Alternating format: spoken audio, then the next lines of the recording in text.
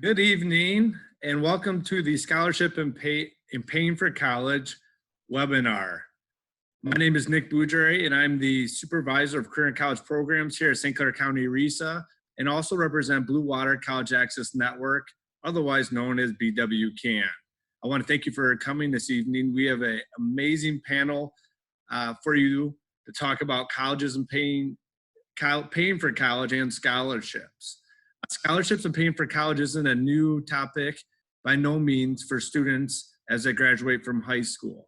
It's also referred to at times as a full-time job, but it really doesn't have to be that case.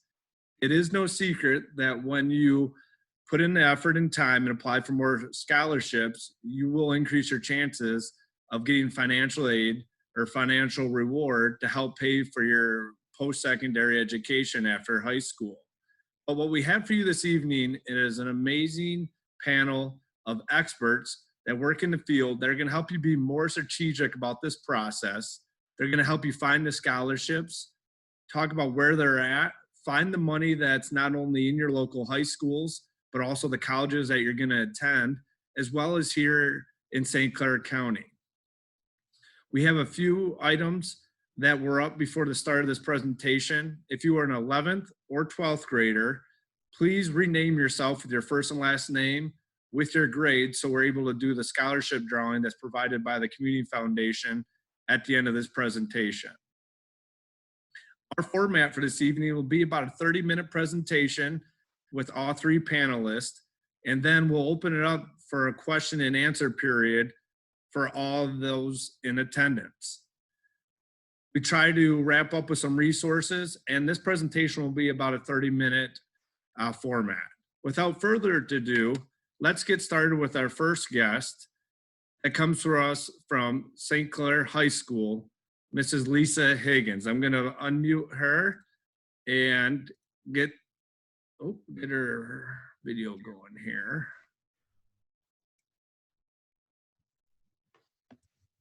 Lisa, could you unmute your video for me, please? Perfect. Sorry. Oh, no, that's all right. Hello. Hi, how are you this evening? I'm great. I'm coming to you from my office at St. Clair High School. The band was just playing behind me, so you all missed out on an opportunity to be serenaded by our band. So anyway, I'm happy to be here. Good. Thank you so much. Well, Lisa, I'm going to do a little bit of bragging about you. Lisa is my go-to for really anything scholarship and paying for college expert. She's been at St. Clair High School for 25 plus years now as a guidance counselor. It has been education for almost 30 years. In 2018, Lisa had helped a combined effort in East China School District and St. Clair High School of raising almost $5 million scholarship dollars for their students. And so when it comes to paying for college and finding the scholarships and actually achieving being awarded scholarships, Lisa is not only renowned here in St. Clair County, but also Southeastern Michigan. So Lisa, thank you for joining us this evening. I'm sure this feedback is going to really help students and our families. So that being said, how early should students and their families start having the conversation about paying for college? Oh my goodness. You know, in my opinion, that can't happen. I'm going to turn it up a little bit. It can't happen early enough. I think serious conversations can start happening in middle school. You know, certainly the conversation about what students want to do after high school and opportunities that are available to them, that conversation can certainly start happening then. And pretty much any type of training beyond high school, whether it be you know, a certification program, an associate's degree, four-year college is going to cost money. There are very few free programs out there. So, you know, I think as students start to get older, the conversation starts to get a little more specific. I think it's really important by the time the student is in their sophomore or junior year of high school that parents have real conversations with their student about how, if the parent is going to be able to help financially, and if so, how much. I work with a lot of students who really they're not sure if their parents are going to be able to help, or they think that they're going to be able to help more than in reality their parents can help. And it sort of sets everyone up for disappointing conversations when everyone's not on the same page. So I think the sooner that those conversations can happen, the better. I know very few students who go through 4 years of college without needing to pay for either some of it or all of it on their own. That's just the realities now. College is expensive. And so we need to have those conversations so that everybody's on the same page. Thank you. It's a great point. Just the conversations. The number one thing when a student or family asks me, about college itself, the word conversation comes up, and it has to start with a conversation. And there's a part that you just mentioned too. A part of that conversation is paying for things. And that's where we're going to lead to, it's in the title, scholarships. And scholarships really are one of the main components of paying for college, especially the amount that we have to pick up on our own that's not covered through free aid. Mm-hmm. So when should students and even families strategically start looking at the scholarships that are available for them? Well, I think ninth grade is a good time to start keeping those eyes open. Pretty much any scholarship that a student applies for, the scholarship committee is going to want to know what they've done in high school. So it's starting in ninth grade, students can start to build that resume of activities, experiences, awards, and leadership opportunities. They can start building that resume, and I mean literally keeping track of it as early as ninth grade. I suggest a Google Doc that students can keep, and they start every time they get an award or they participate in some kind of an activity that could set them apart from their classmates, that they start keeping track of those things, because by the time you start applying for scholarships in 12th grade, you'll have forgotten many of those things. And I literally had a student this summer who was applying to a college who contacted me over this summer and said, hey, do you have a list of all those awards that I've gotten over the last 3 years? And we just don't keep track of those. So, I said, try Mom. I'm sure that those awards are in a bin somewhere. But it makes the process easier if you're keeping track of it all along. And then researching scholarships can certainly start in ninth grade as well. I think it helps to know what particular scholarship committees are looking for, so that you can be strategic in your years through high school on doing things that will help you fit the scholarship criteria once you get into 12th grade. Because most of the scholarships, 90%, I would say, or more of the scholarships are available to students in their senior year. So that's really up through 12th grade, you're building that resume. So Lisa, I start a brag sheet that I've heard referred to as times, and often, I've done that throughout my career with my resume. I just keep a track of things that I'm doing, organizations I work with, trainings I go to. So I start that, and these college applications that I'm picking up, and there's other things, awards and certificates. I'm a senior in high school right now. How do I organize this whole process and be more strategic about going about it? Well, so I'm going to back up just a year for our juniors, because they can start now. As they see, and even if we have freshmen and sophomores in our meeting too, as you start to see scholarships posted or advertised, take a picture of it or grab print out the application and keep track of those things. I recommend students maybe get a file folder and they put those applications in by month. Starting out with, if you wanted to do it chronologically through the school calendar, start with September. And every time a student finds an application that they think is a good scholarship for them, something that they would qualify for, put it in that folder. And so then when you head into your senior year, you have a folder that has a place to start in terms of applying for scholarships. A ready-made roadmap of applications that you can start filling out at that time, or investigating to see if there's still, if it's still a valid scholarship. So that can definitely happen before your senior year. When you're a senior, you should be looking at your high school's scholarship page. I believe, I have to believe that every high school in this county has, every guidance office has a website of some sort that has the scholarships listed that are available to students. And so I encourage you to go to your school's website and find that and start applying as soon as you can. But also, you know, not Sinclair High School doesn't get every scholarship application sent to us that's out there. So it is not a bad idea to go to some of the other schools' websites in St. Clair County to see what kind of scholarships they're offering their students, to see if you might qualify for one of those. I just today, you know, did a little search on Marine City High School's scholarship page, and they have a few that we don't have. So it's worth the effort to do that, and then to literally in your senior year apply for every scholarship that you think you qualify for. And that's also one of those things you always hear, as much as it's a full-time job, I also hear you can't win these scholarships unless you apply. And part of the application process is deadlines. Talk about how important these deadlines are and how important it is for these seniors and then juniors to prepare for these deadlines to have the best chance of being rewarded them.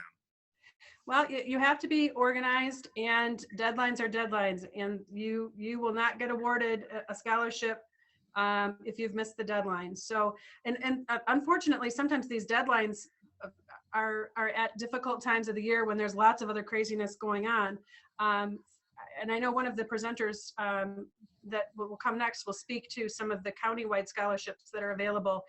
Though the deadline for those is in March, which can be a very busy time of year for a senior. You're heading into the home stretch of your senior year, and there's, you know, lots going on, and you might be, you know, getting a job, and so it can be a lot to balance, and you just have to stay organized and get a calendar, get a spreadsheet, whatever works for you, in keeping track of the scholarships you've applied for, or you want to apply for, the due date, requirements for them, perhaps. Is an essay required? Do you need a financial statement, or the FAFSA, you know, acknowledgement? Just whatever criteria they have, you just want to make sure that you're gathering it and getting it in on time. Very good. Lisa, I know scholarships have changed over the years. You know, there's some that are small with value. There's some that are very competitive with large amounts that will be rewarded. You know, students, it varies, you know, and identifying what activities they do, as you mentioned earlier, and what they're involved in high school is extremely important. When you do that, where do you go? So a lot of schools, some are virtual right now, some are hybrid, some are in school. So where, if I went to St. Clair High School, where would I go to find these scholarships? Oh, you'd go to our website. You'd go to the St. Clair High School website, and we have a link to the guidance office. And then from there, we have a scholarship link. Every high school kind of sets theirs up a little differently, but like I said earlier, every high school should have some kind of electronic spot for students to go for scholarships that are available to the students at that school that have come through our desk. Okay. But there are lots more scholarships out there. So you can do scholarship searches. There are some, you know, like just web searches, scholarship.com, and one that used to be popular, to be honest, I'm not sure if students really use it anymore. It was called Scholly, and it was an app that you could put some information in, and it would send you scholarships that you might qualify for based on the information you put in. So there's search engines you can use, but I'll be honest, the very best place to look is your school's scholarship website, because they'll have the local scholarships, the Lions Club, the Women's League, and those are really the ones that students are going to probably be most likely to get. I never discourage a student from applying to the Coca-Cola scholarship, but to be honest, they get, you know, 30,000 applications, and so it's a bit of a needle in a haystack. So again, I wouldn't discourage a student from applying for that, but I would encourage students to spend more of their time on the local scholarships that they have a better shot at getting. And is there any stories that you have that you can share to kind of reinforce, this process and how important it is to do this throughout your high school experience and throughout the years of maybe students that have taken advantage of the scholarships that are available, or maybe students that kind of put it off and missed deadlines and really didn't have the opportunities that they should have? Yeah, it hurts my heart when I think about the ones that that didn't work out as well for students. I can think of a student who graduated a couple of years ago who had a great experience. So that student was a high achieving student who could have gotten into any highly selective college or university in Michigan. He could have gotten into U of M, could have certainly gotten into Michigan State or Kalamazoo College. But those schools would not have given him any scholarship money because he would have been the average student, even though he was high achieving here, he would have been the average student at University of Michigan or Kalamazoo College. And so he chose to go to Oakland University, where they give really great academic scholarships. And so because he was a strong student, he qualified for the presidential scholarship. He earned 4 years of tuition to attend Oakland University. So right off the bat, he had that going for him. And then he applied for every scholarship that he could find. And at the end of his senior year, I think he had $5,000 or $6,000 in addition to that 4-year scholarship from Oakland. He's living at home and commuting. Well, right now he's not even commuting because everybody's online right now, but he is living at home. So he's saving on his room and board, and his tuition is paid for. The extra money that he earned in scholarships, he was able to use for gas when he was commuting to campus, and supplies that he would have needed. So he has his 4 years paid for. I then think about a young man who graduated in 2013, and he was a very good student, wanted to be an engineer, and chose to go to a private college. And he was an average student at that private college. So he did not get any academic money for going to that school. So he had to pay the full tuition cost at that private college, which at the time was $50,000 a year. He didn't know about the FAFSA. He didn't think, oh, I won't qualify for that, so I'm not going to fill it out. And so he and his parents took out private loans to pay for pretty much 100% of his education, which in the end came to about $200,000. Now, fortunately, there's a good ending because he is a smart kid, and he did get his degree in engineering, and he ended up getting a really good job, which was awesome. And then he realized he was not going to be able to live the lifestyle that he wanted to live with that $200,000 to $1,000 of debt hanging over him. So he made the tough decision to rent an apartment with 2 other roommates while he was working. He pinched every penny. He had a spreadsheet of where all of his money was going. And over the course of 4 or 5 years, he was able to pay all of that debt, that $200,000. But it hurts my heart to think that he had to do that when he could have perhaps gone a different route. If he would have filled out some of the scholarships in high school, I know he would have gotten them. If he would have filled out the FAFSA, he would have gotten loans that were better interest rates than going to a bank or going through credit card companies. So he just unfortunately didn't know the ins and outs of things, but there's a good ending, which I'm happy about. That's good. And Lisa, not to backtrack, because we did have the Fafsa webinar last 2 weeks ago. That was our last session of the Fall Essentials webinar series. But just for the audience, can you tell me what the Fafsa is? Just a brief summary, just a quick one, and why it's important. Absolutely. The FAFSA is the application for student aid. It's a free application. In my opinion, every student should fill it out because even though so I'll back up. It is how you the method in which you could earn money from the government to go to college. It could be free money like grants that you don't have to pay back.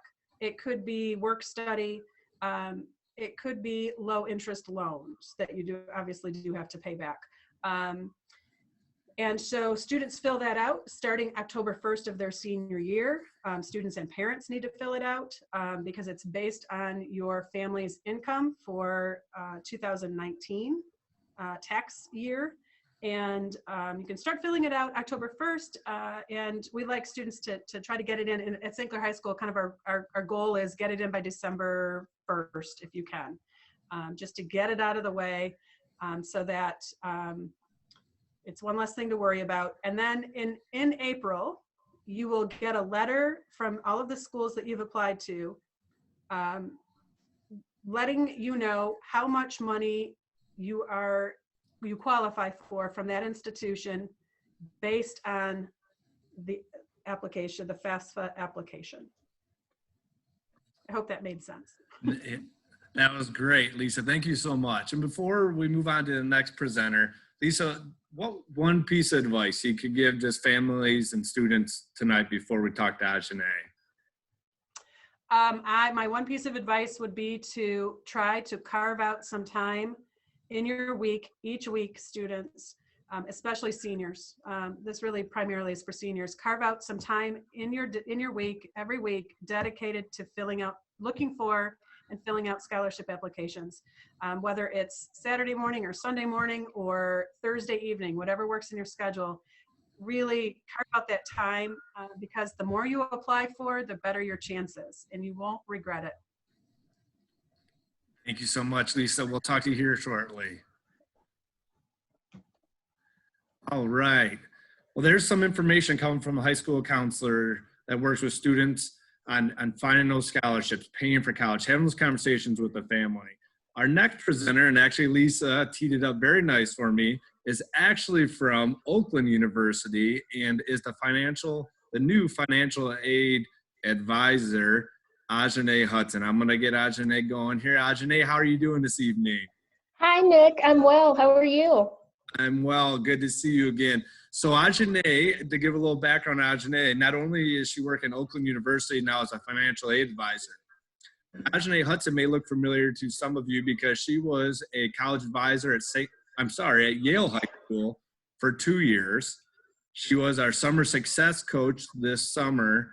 And honestly, I still text her, call her, and ask her questions all the time. And we're very happy to have us rejoining us here at Sinclair tonight. So Ajane, now that you're at Oakland, you have a lot of experience in a short amount of time in your career. This evening, and Lisa hit on to a little bit, you go into a high school, you look for the scholarships at their website. You look at what's being available to those high school students where they attend.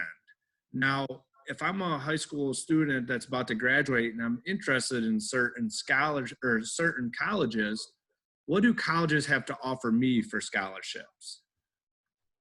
Well, colleges are actually able to offer merit scholarships, which are based off of your GPA and test score. So it could be SAT or the ACT. And they also offer need-based grants. So I know Oakland in particular, we have the OU grant. We also have 100% tuition grant. So if you have an EFC below $8,000, you could qualify to receive a grant that will cover all of your tuition outside of any other scholarships that they might have given you. So let's back up just a little bit. So need-based and merit-based scholarships. And so this is just that Oakland would offer myself for attending. Now, there was that one acronym right there, the SAT and the ACT. And for probably the seniors in the audience right now, everybody's probably panicking and saying, we didn't take it in the spring and it's optional this fall. And that might not be part of the admissions process. But there are other scholarships, merit-based, possibly on GPA, but also need-based. And you use the acronym there for the need-based. What does that refer to? So need-based are usually grants, and they are usually grants who are offered to students who submit the FAFSA application, which is the financial aid application, and they look at something known as an EFC, or your expected family contribution. And if this EFC is a low number, usually below, I want to say a couple of $1,000s, usually depending on the university, because each university has their own amount of grants to give out, they can give you additional funding based off of the EFC from your FAFSA. So let's say your EFC is 0, then you could receive the maximum amount of grants, as well as the Pell Grant from the FAFSA application. Thank you. Yeah. So all this information, Ajane, if I was going to attend Oakland University next fall, where would I find this? And in the college searching process, and as Lisa said, the paying for college. So I'm sitting down with my parents and I'm looking at 4 or 5 colleges where to go, and I want to go to find out how many scholarships I would qualify for if I attended A, B, or C. Where would I find that at? Okay, so what you can do is you have one of 2 options because of COVID-19. So you can call the admissions department of whichever school that you're interested in, and you can ask them about different scholarships and grants that they offer specifically to incoming freshmen. Or you could also go to the school's website and you can go to either the admissions tab or financial aid, and it will tell you how much you could be offered as an incoming freshman, or if you're a transfer student, if you're a returning student maybe, and you wanted to see what your eligibility would need to be to renew a particular scholarship or award, you could also find that information on the website. And you brought up another topic that it just going to lead me to my next question, Ajane. So I'm a freshman and I go to OU and I'm awarded scholarships from them that are unique just to Oakland University. Is that a one-time application, or is there something I'm going to have to plan out for as I continue my education towards my degree or credential? No. The good thing is if you receive a scholarship during your first year, as long as you meet the eligibility requirements, it's usually a particular GPA and you have to take a certain amount of credits per semester, then you will receive that same award the very next year. Okay.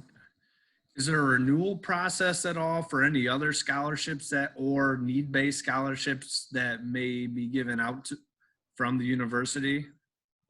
Usually the renewal process requires very little work from students' end, which is nice. So the financial aid department will actually go in and we would look through your financial aid application every year. So you would be required to submit this application every year.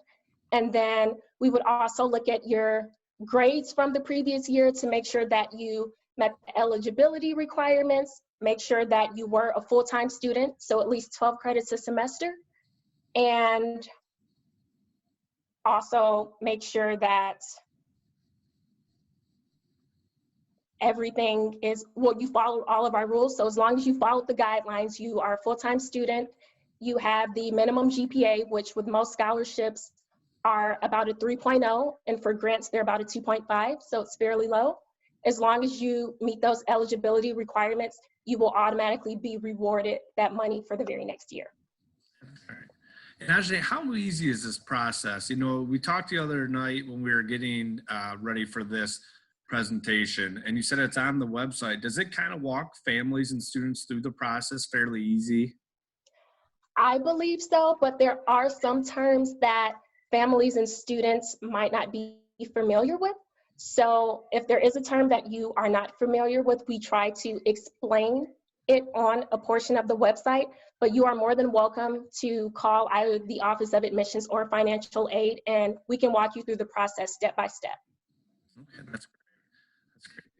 That's great. So kind of the, you know, I don't want to say rewind too much, but just last year, you know, you were helping me and Yale High School with scholarships, and for for the last 3 years, that's been really something you've been an expert in. What advice do you have for students and their families based on what we were doing in the high school, but also what you're seeing now in your new career at Oakland University?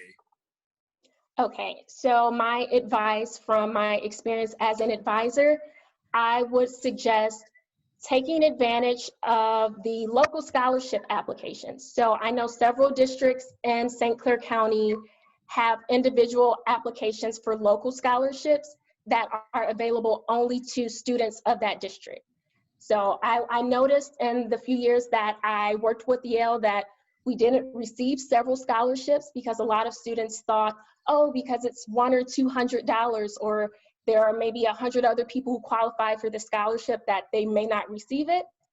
But that student really hurt themselves in the process because we actually didn't receive a lot of applications. So if they would have submitted an application, there was a very high probability that they would have won that $500 scholarship. And those add up. Yes. That's good.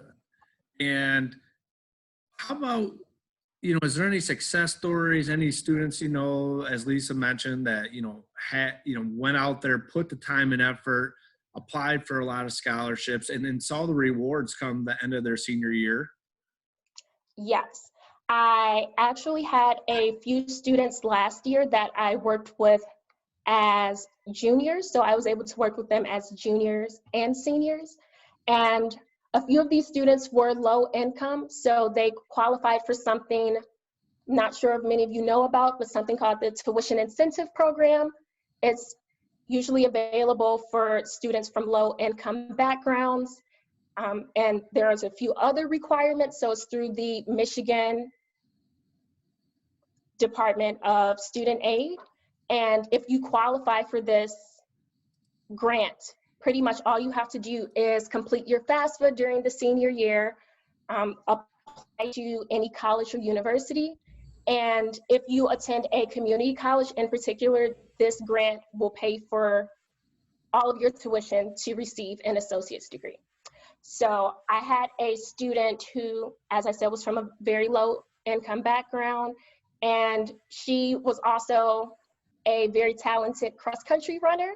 So we did the application for her to get the Tuition Incentive Program scholarship. And I also spoke to her about applying to some of the scholarships from the Community Foundation and from the Yale local community. And this student was able to receive enough money to not only pay for all of her tuition to attend St. Clair Community College for 2 years, she received the scholarship for cross country as well. And she had about $4,000 of unclaimed scholarships from local scholarships that she won. So she was able to pay to live on campus because she wanted to live in a dorm at SC4, which was absolutely amazing. And she had leftover money after she was able to purchase her books. So that was really nice. Well, thank you so much, Ajane. And you kind of teed up our next presenter here. We'll come back to you during the question and answer. Sound good? Sounds good. All righty, thank you. Well, Ajane talked about it, and part of not only the scholarships that are available within the high school, but also they're available out in the community. So our next guest, Audrey Secor from the Community Foundation, is going to talk a little bit about the scholarships and resources that they have available for students and family here in St. Clair County. Audrey, how are you doing this evening? Good, Nick. How are you? Happy to be here and talking to everyone. Good. Thank you again for joining us. Audrey's been at the Community Foundation for 6+ years as a program officer. She's also a member of the Blue Water College Access Network leadership team and is very active in the Blue Water Young Professionals organization here in St. Clair County. I know Audrey spoke on several occasions at our Money for College evenings and really gives us an in-depth look at the scholarships that are available through the Community Foundation. And honestly, I grew up here in Marysville and graduated from Marysville High School, and I really wish I would have knew the information Audrey's about to share. So what scholarships and funds are available through the Community Foundation, Audrey? Well, Nick, we have a little over 30 scholarship funds, and Honestly, I like to think we have something for everyone. We're one of the biggest scholarship providers in the county. This year alone, we provided over $350,000 in scholarships to our local students. And we really cover anything. It could be based off of like the high school you graduate, the field of study that you're going into, your extracurriculars. I know we have a scholarship for student athletes, the varsity students. We also have scholarships for returning college students, because a lot of people do think scholarships are only for graduating high school seniors, and that is not always the case. We actually have several funds that love to support returning college students. One example is our River District Hospital Fund. You have to be in your second year of a healthcare field. So of course the incoming freshmen don't even qualify for that. So yeah, just Okay. so many opportunities for people here in my county. Well, you brought up such a great point, Audrey, and I even wrote down in quotations, there's something out there for everyone. And a part of that is identifying what Lisa said earlier, as you're, getting the list out of the activities you've been a part of, the clubs, the sports, the athletics, the band, where you volunteered, leadership opportunities. So I have all that. I have it all here, and I know that I have some opportunities.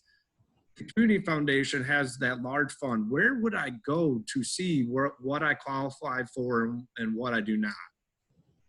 So I recommend everybody starts off on our website. We actually just got a brand new website this year, which is it's so better. It's a lot more user friendly than in the past. We list all our scholarship funds. It provides the criteria, any GPA, if you played sports, all of it's listed on the website, easily available. And then when our scholarships are open, we have pre-qualifying questions.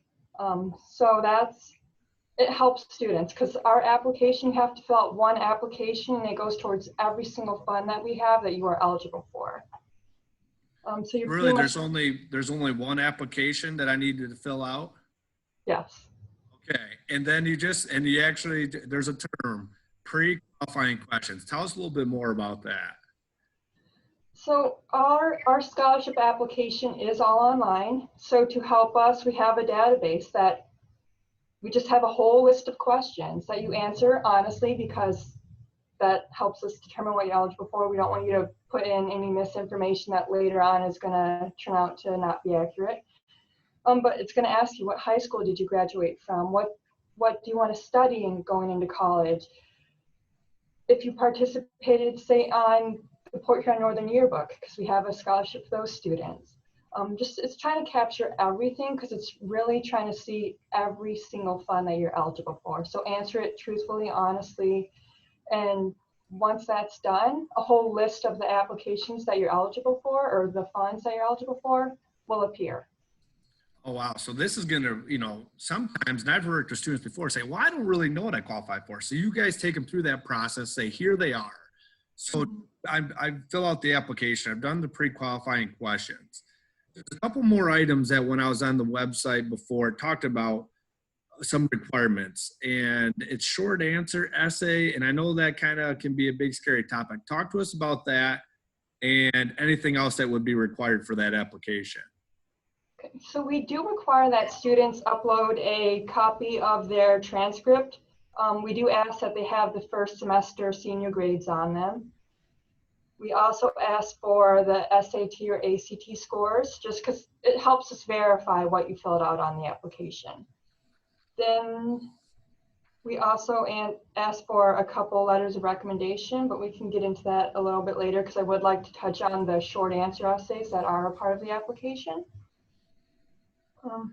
So as I mentioned, we have all the generic information that you would expect to see, the GPA, what you've participated in, where you plan to go to college, if you've received other scholarships. And we ask all of that for a reason. But we do have 2 short answer essays students have to fill out. We do give them a choice, just in case, a choice of 4, in case, 1 or 2 of them don't work for the student. But those, it's like, who's your mentor? What challenges have you faced? Or what do you do for the community? It really just helps us get to know the the applicant on a more personal level, this typically is the area where students start to stand out from the pack.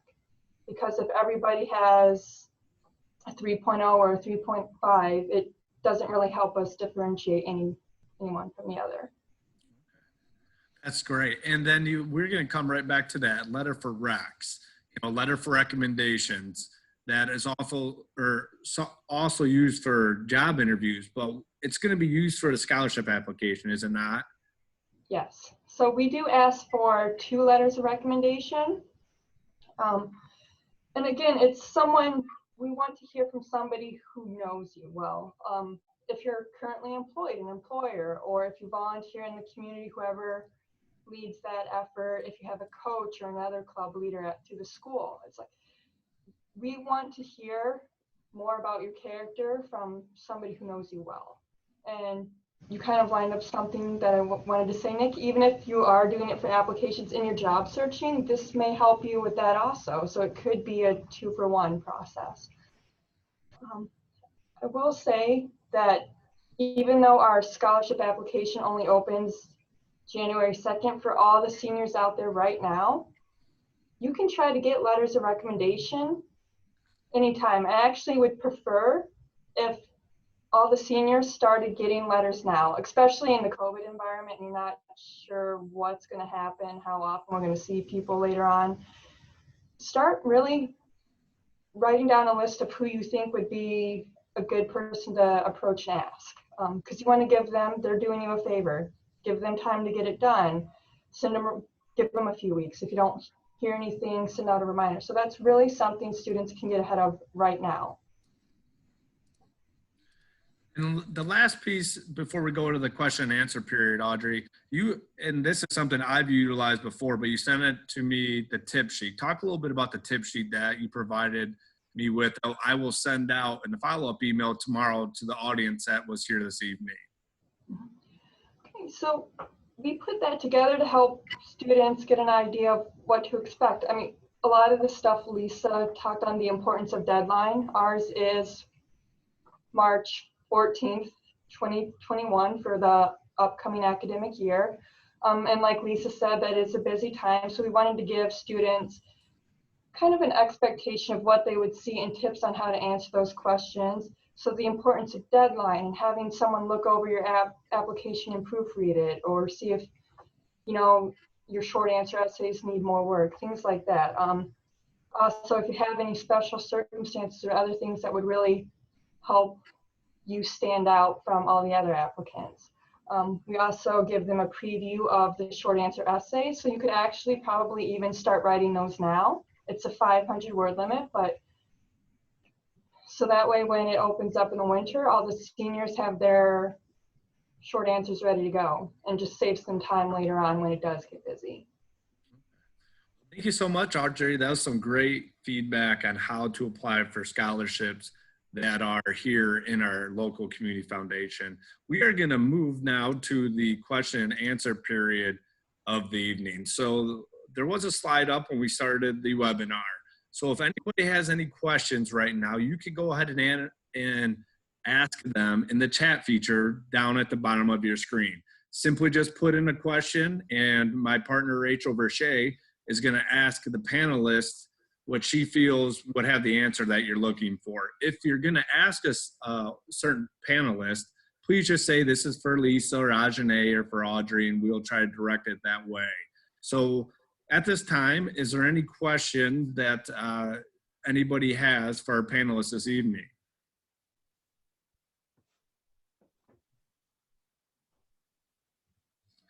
Well, as they're thinking of them, I actually have one, and I'm gonna go ahead and throw it out to all of them. So, is there a cap on scholarships? And Lisa, you may be able to answer this. So, I'm a graduating senior. Is there a cap on the amount?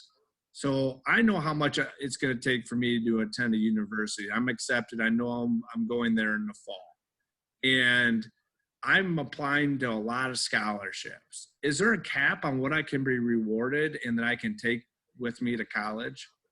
It really depends on where those funds are coming from. So for most of the private scholarships, the Lions Club, Women's League, those kinds of scholarships, there really isn't a cap. They're awarded to the student, and they're either awarded by way of a check directly to the student, or the money is sent directly to the institution that the student wants to attend. And then the financial aid office at that university, if there's a balance, will issue a check back to the student in that balance. So when it comes to some of the money that is awarded from the government, there is a cap. And I believe Anjane could probably, Anjane, maybe you could speak to that, since you worked with more of the FAFSA last year in your job. Okay, so I do know that there's really more of a cap when it comes to homes, really. Scholarships, I know at least at Oakland, and from what I've seen, you can have as many as you'd like, depending on the financial aid department, because each school is different.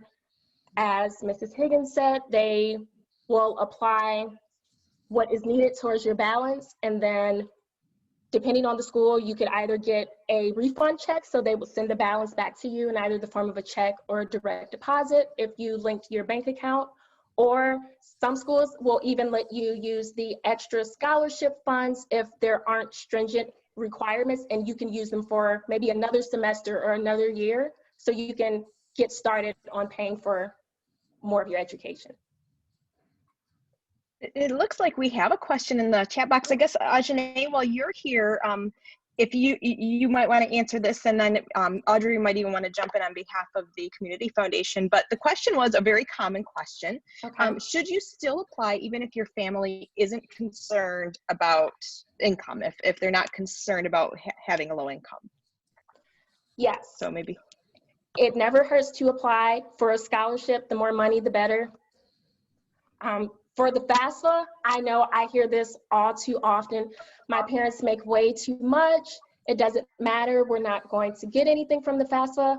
Even if you don't get a lot of funding, some scholarships or some grants that you might qualify for down the line will require you to complete the application. So just do it anyway. You never know, and it doesn't hurt.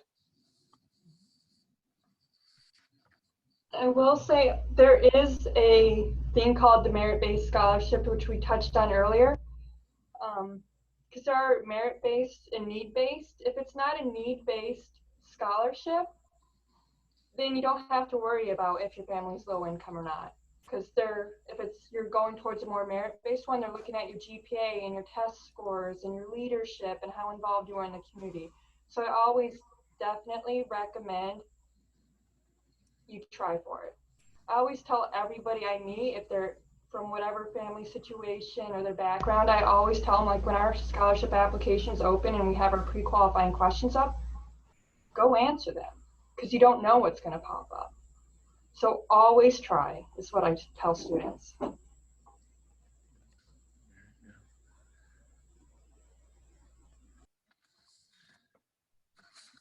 right. We'll give a couple more minutes here. I actually had one that was emailed to me earlier. So, and I'm going to throw out to all three of you.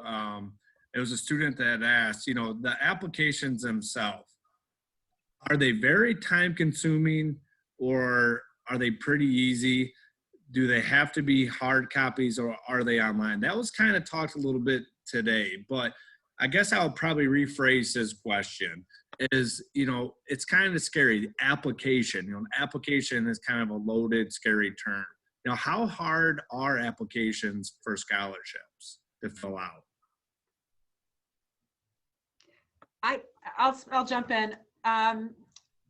Really, it's the same information that's being asked over and over on pretty much every application. You're going to have the standard demographic information. Where do you want to go? What do you want to study? What's your career goal? There's some short answers, generally asking those questions. Your career goal. Why do you need this money? Are there extenuating circumstances in your family? And they're pretty basic, to be honest. Some of them require when we say essay, it really isn't even an essay. It's maybe a one-page typed out answer. So it really shouldn't be very time consuming at all. And once you start doing them, you can again start to repeat, or not repeat, but reuse some of those short answers that you've already included in other applications. So, you know, again, an hour or two a week is way more than enough time to complete a lot of these applications. And if I can just interject one thing that I always like to just put out there, because it happens every year. It's really important, students, that you are filling out these scholarship applications. And parents who might be on the meeting with us, I know it's tempting to just fill it out for your student because you really want them to get that money because you know how expensive it is, and they might not have time because they're wrestling or playing hockey or doing whatever. But it is very obvious when a parent fills out a scholarship application. Your voice, the words you use as parents, are very different than how a student talks. And these scholarship committees really want to hear the student voice. So I just can't stress it enough. It really hurts your student when you fill out these scholarship applications for them. So I just would encourage you to not do that, and just, you know, sit down with your student, help them with it. You know, you can certainly do it together, but it needs to be in the student's voice, the way the student would speak. And Nick, it looks like we have another question here in our last minutes, but there was another question, and maybe Ajane can speak to this one as well. What about undetermined majors? Is this different if you don't know what you're going to study yet? Well, a little. I do know several schools. A lot of students don't know this, so I'm going to tell you all. Depending on if you do come into a community college or a university and you do know what you would like to study, depending on the department. So let's say you want to go into education.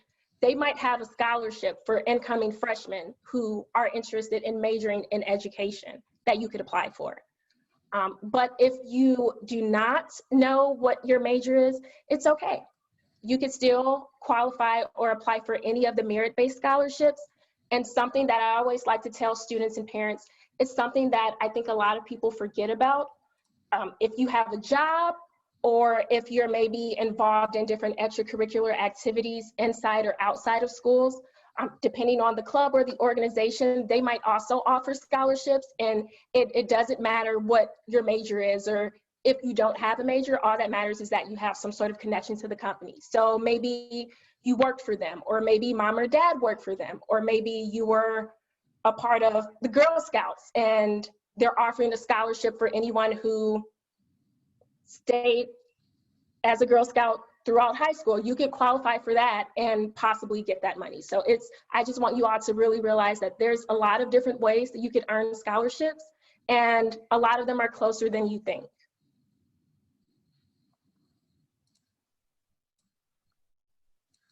All right, very good. Well, thank you so much, Ajane, and thank you so much for the questions, the ones that were emailed in before tonight's presentation, also the ones that were done in the chat.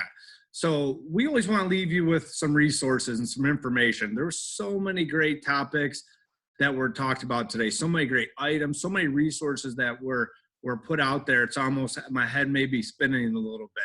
So where do I go from here? And I get that question so much from students and families. So what we want to do right now is I'm going to show you a little bit of what we have available for you to start tomorrow. So we have our checklist. This is the Fall Essential Series. So Blue Water College Access Network put out a checklist, grade specific, and this is for the class of 2021 that will graduate in the spring. So even though we're at about, I think it's the third check mark here, the other two were covered in our webinars over the previous few weeks. But this is something that show actionable items for students and families to work off of this fall. If you could get through this checklist when you come December, you are in great shape your senior year. Next, we just released this last week, is the class of 2022's fall checklist, and it's only 4 items. So we talked about the scholarship search today, but also there's things that need to be completed in terms of preparing for college, whether it's going to be a 2-year degree, 4-year degree, or a credential after high school. So these are some things that get started this fall of your junior year. And for the 9th and 10th graders that are in the audience, don't worry, that's coming soon. That's going to be released here in in November. So keep an eye out for that. Next up, we have our 4th webinar series of the series that will be November 11th at 7 o'clock. So we had the college applications and essays. We had the free application for federal student aid, otherwise known as FAFSA. And this evening we covered scholarships and paying for college. Now, when we get close to November, we wanted to shift gears a little bit and start talking about career exploration and the careers that you'll be choosing to major in, whether it's at a 2-year, 4-year, or a certificate or a credential at an institution. So these are the 4 webinars that we thought were very important for you this fall to get all this information to you to start your planning for after graduation. Next up, you can return to your schools tomorrow and not only get with your guidance counselors like Lisa Higgins, but also your college advisors. We're very fortunate to have 5 of them in St. Clair County. They can help you with the, just like Ajane did for 2 years at Yale High School. We have these individuals that are at the local high schools and these shoulder assignments. They're willing to help, and so are your guidance counselors. Blue Water College Access Network is very excited, much like the Community Foundation, to launch a new website. And this website hosts all of our resources, questions that you may have, and also the recordings from these webinars. If you go up to the calendar at the far right corner, you're going to find not only a recording of tonight's webinar, but if you missed the FAFSA webinar a couple weeks ago or the college application webinar a few weeks ago before that, you can go back and view the recording just as you can from this evening's event. And if that's not enough information for you, this is something that is really taking off right now, is the Blue Water College Access Network monthly newsletter. So this newsletter, you simply sign up with your email on the homepage, bwcan.org, and this gets sent out monthly, kind of like a magazine subscription, and it's all resources from not only St. Clair County RESA, the districts, but also the Community Foundation and all of our SC4 and all of our community partners. And so these are real-time updates that you can get monthly, whether you're a 9th grader, 10th grader, 11th grader, 12th grader, based on what you would need to know when it comes to career and college planning. Last but not least, before we do the scholarship drawing, I'd like to thank our panelists this evening that gave us a really in-depth look at scholarships, how to apply, where they're at, and the local scholarships that are available here at the Community Foundation of St. Clair County. So we're very fortunate to have the support of our Community Foundation, and they provide us with a scholarship fund to reward one of your students that are in the audience this evening. So an 11th or 12th grade student that attends high school in St. Clair County will receive a $500 scholarship for just investing an hour this evening. So without further ado, I would like to grab the trusty jar here and pull out a name.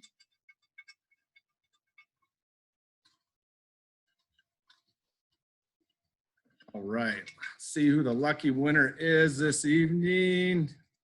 Drum roll. Chris Mayo from Marysville High School, an 11th grader. Congratulations, Chris. The email that you signed up for, we'll be sending the information to you, and also look in the mail. We'll be sending the application and the paperwork that needs to be completed. So thank you once again for joining us this evening. We hope to see you on November 11th for the Career Exploration webinar. Have a great evening.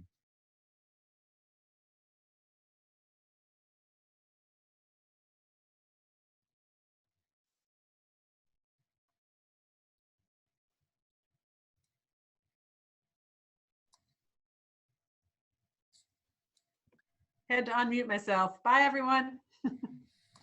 Hi, Lisa. Thank you. Thank you.